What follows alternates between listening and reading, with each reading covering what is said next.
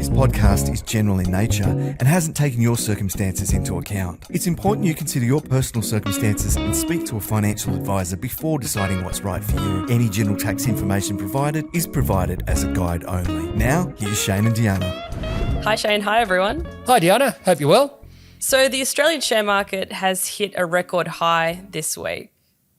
Aussie earnings don't seem particularly strong. So what explains the current strength that we're seeing in our share market?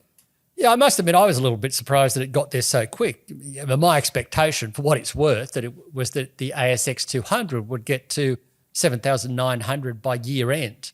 And of course, we've already gone through that level and pushed on to the 8,000 level. So the previous high was back in March. Then we went through another mini inflation scare. We'll come back to that one. And then, of course, now we've broken out again, gone above the 8,000 level. So it's gone above levels I would have thought it would get to. And consequently, I've decided, well, maybe we should revise our expectations upwards. So there's a bunch of things driving it. But I think the big one has been globally, you've got some better inflation news out of the US, Fed getting closer to rate cuts, other central banks continuing to cut. And so that's sort of led to an expectation that, better news for their markets, that's dragged up our share market, and maybe there's a feeling that the same thing would apply here in Australia. But how does that apply in the context where the Reserve Bank, some economists are saying, may even raise rates at its next meeting in August? And if you look at the market pricing for interest rates in Australia, there is still a small chance of another 0.25% rate rise in August, whereas most other central banks have either started cutting interest rates or are talking about interest rate cuts in the second half of this year.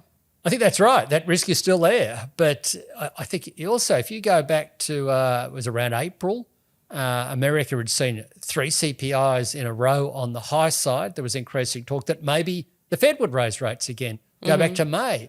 There was talk that the Reserve Bank of New Zealand might raise rates again. In fact, they were alluding to it after their May meeting. So you've seen these countries go through these little mini inflation scares.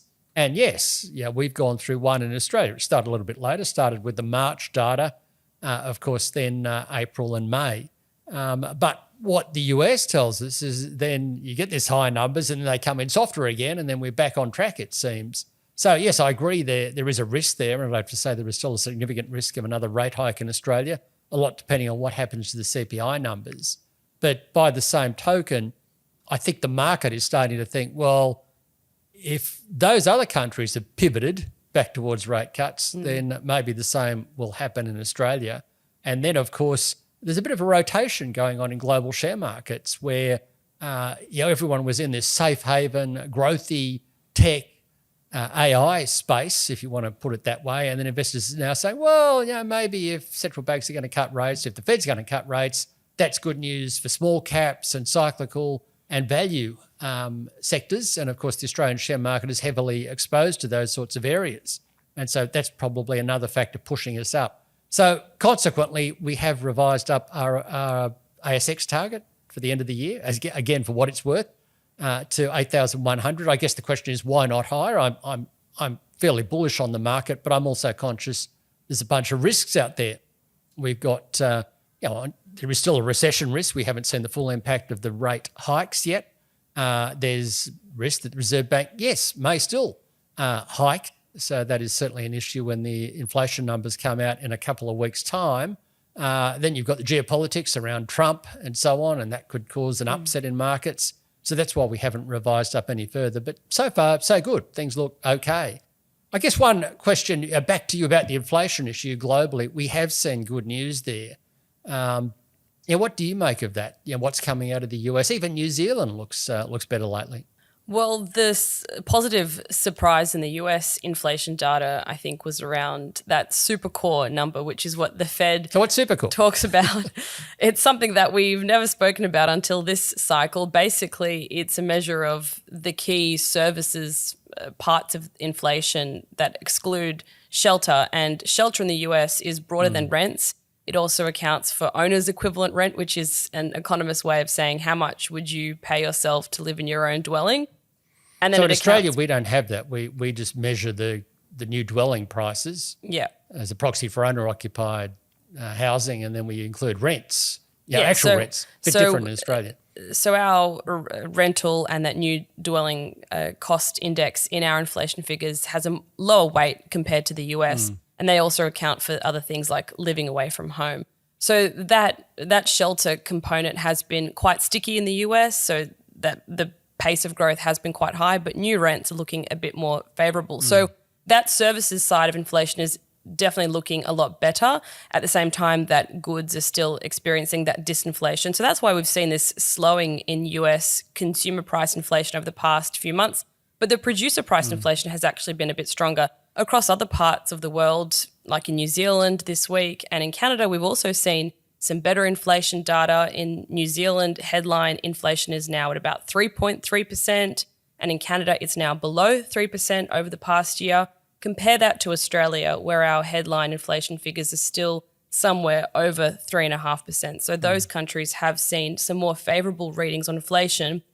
But again, as I said in a note that I put out this week, I think we are seeing a lag in some of the Australian inflation data relative to our overseas peers, and it's just a matter of time before we see that slowing in our own inflation data, especially because our wages growth here isn't as strong as in countries like it's been in the US or even in New Zealand. And ultimately, wages growth is what drives that services Because many of those inflation. countries saw a quick surge up in wages growth, whereas in Australia it took us a long time to get to 4%, and now it looks like we're slowing down again. We've had a much faster response in our labour supply, so a lot more people entered the labour force, the participation rate went up, and that's helped to keep a lid on wages growth overall. We have seen some increases in public sector wages, which has helped wages growth to really reach that 4% level, but I think that it's likely to come down in the next year or so. So what do you say to coffee drinkers who've seen their price of a cup of coffee surge? I even read somewhere that the price of a small coffee in McDonald's has gone to something like $4.25, and in many areas it's a lot more expensive than that. Many cafes are a lot more expensive than that. I've also seen, it's a bit like what we were looking at back in March with the cocoa price, which had gone through the roof. Now when you look at coffee bean prices, they're up somewhere between 50 to 100%. In other words, a doubling, up to a doubling in coffee prices on where they were a year ago, partly due to droughts, I think, in Vietnam and Brazil. So that's obviously a factor. We've got egg prices potentially going up on the back of bird flu.